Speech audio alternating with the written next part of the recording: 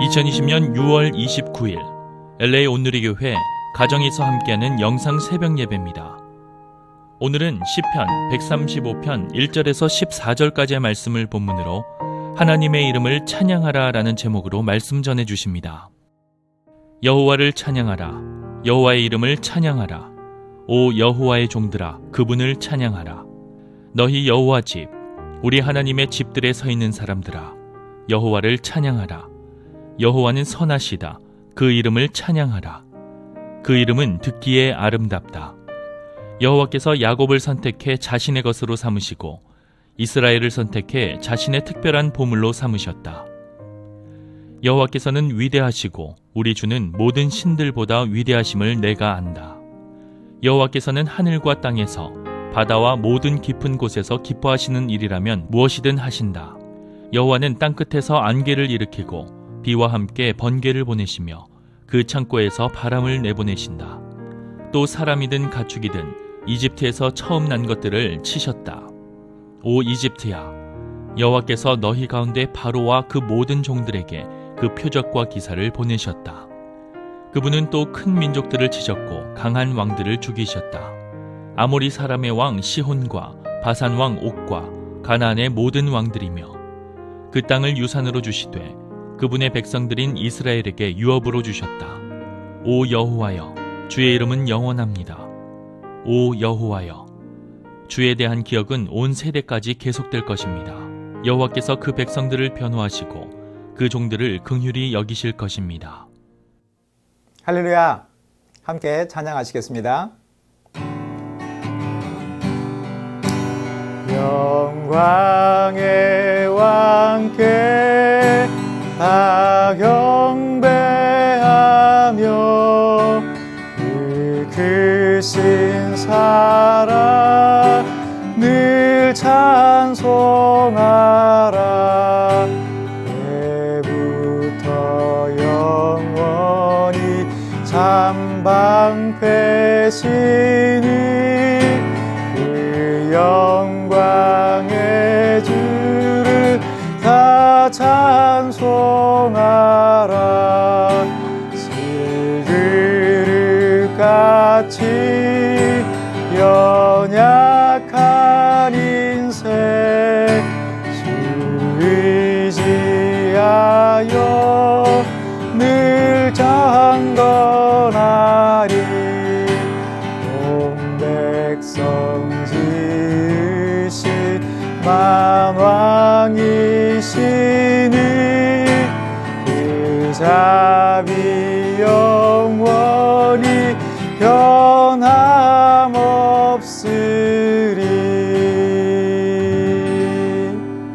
아멘. 할렐루야. 6월 29일 월요일 아침입니다. 이제 6월달 다 끝나가고 있습니다. 더욱 힘내시기를 주님 이름으로 축복합니다. 아이들이 자라난다는 것은 육체와 정신 그리고 마음의 영역에서 각각 성장하는 것을 말합니다. 그런데 이 중에 한 가지 영역이라도 자라지 않으면 그 아이는 결코 제대로 성장했다고 할 수가 없을 것입니다. 믿음의 성장도 마찬가지입니다. 믿음이 성장한다는 것은 우리가 하나님께 대한 지식이 풍성해지고, 두 번째, 하나님이 우리에게 베풀어 주신 은혜에 반응하는 정서가 깊어지는 것이고, 세 번째, 어떤 고난이나 시련이 와도 흔들리지 않는 의지인 결단이 커지는 것을 의미합니다. 지식과 정서와 결단이 뒤따라야 하는 것이죠.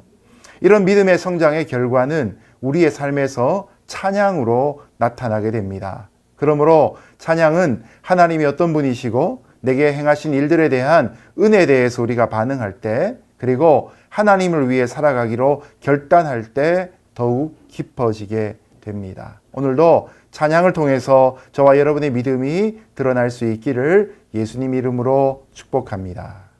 여호와를 찬양하라. 여호와의 이름을 찬양하라. 오 여호와의 종들아 그분을 찬양하라. 너희 여호와 집 우리 하나님의 집들에 서 있는 사람들아 여호와를 찬양하라. 여호와는 선하시다. 그 이름을 찬양하라. 그 이름은 듣기에 아름답다. 첫 번째로 찬양은 명령입니다. 시편의 찬양에서 자주 등장하는 단어는 여호와의 이름이라는 찬양의 대상이고, 두 번째, 여호와의 종이라는 찬양의 주체입니다. 찬양해야 될 의무를 가진 여호와의 종은 여기서 누구를 일컫습니까? 이 여호와의 종은 특별히 하나님 앞에 부르심을 받은 일부 제사장이나 레위 사람들만을 의미하는 것이 아닙니다.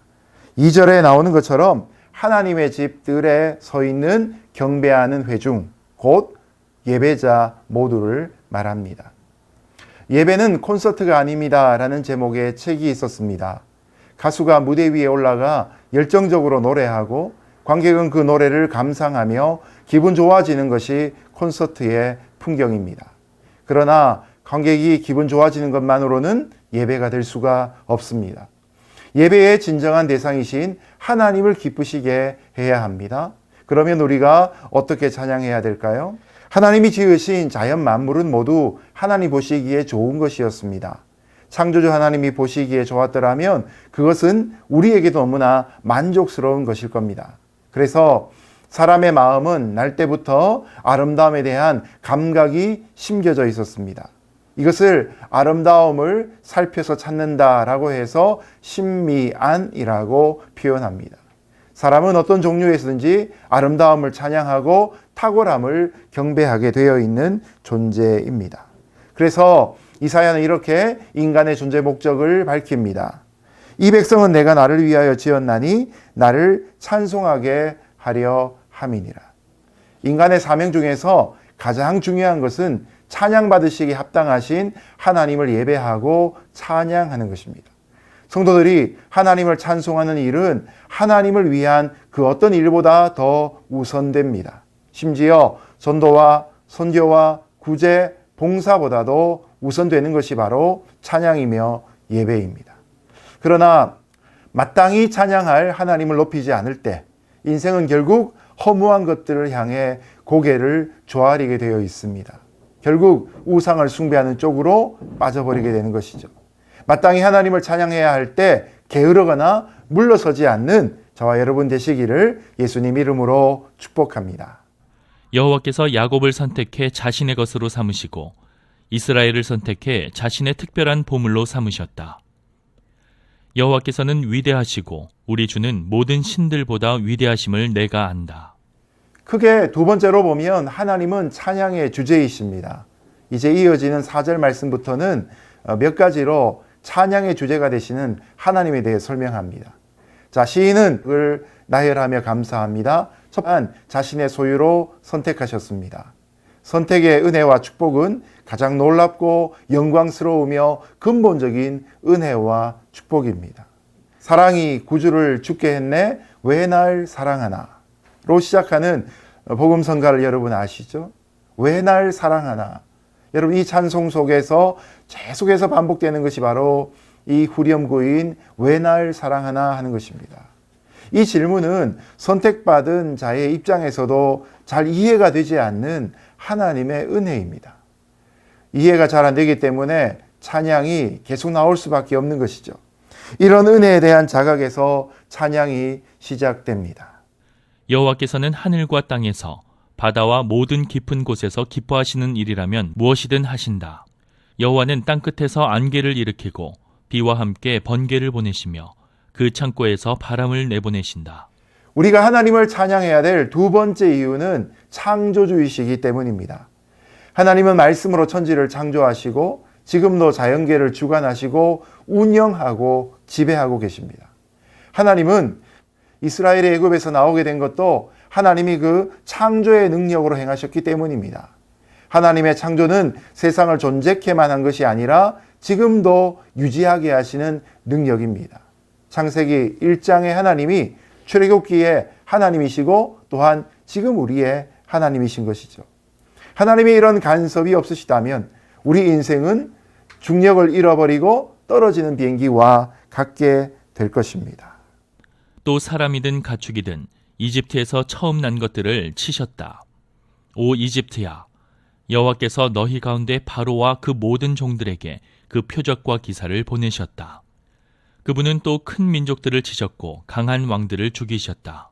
아모리 사람의 왕 시혼과 바산 왕 옥과 가나안의 모든 왕들이며 그 땅을 유산으로 주시되 그분의 백성들인 이스라엘에게 유업으로 주셨다. 하나님은 천지를 지으신 분이시며 지금도 다스리시는 분이십니다. 그리고 우리가 하나님을 찬양해야 될 세 번째 이유가 등장하는데 하나님의 구원은 크고 놀라운 은혜와 축복이기 때문입니다. 하나님의 구원 사역은 대대로 전해지며 찬송되어져야 될 사역입니다.